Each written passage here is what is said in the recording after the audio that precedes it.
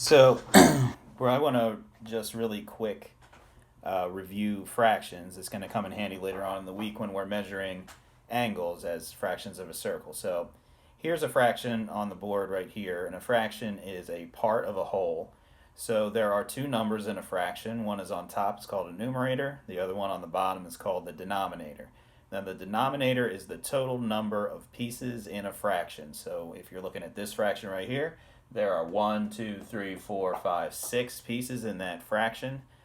So there's a 6 on the bottom, right here as the denominator. On the top, you're going to count how many pieces are shaded or how many you're selecting depending on what you're talking about when in your fraction. So in this case, it's how many pieces are shaded.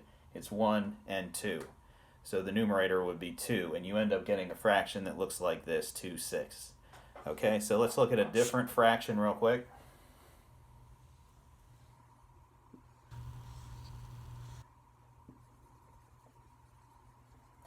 Let's say you got a fraction like this. The first thing that I know about this fraction is the denominator because I can count all the pieces. So there's 1, 2, 3 pieces. That means that it is thirds and the denominator is 3. Now I'm going to count the shaded in piece. There's only 1 right here.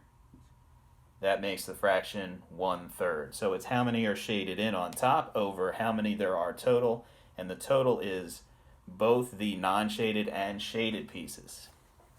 All right. Just one other thing. Fractions don't have to be circles. We're going to talk about circles later on, but it doesn't have to be a circle. So let's say you have a shape like this.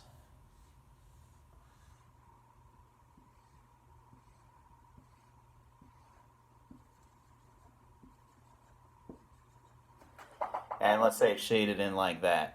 Still, the first thing you can do is count how many pieces there are total. 1, 2, 3, 4, 5.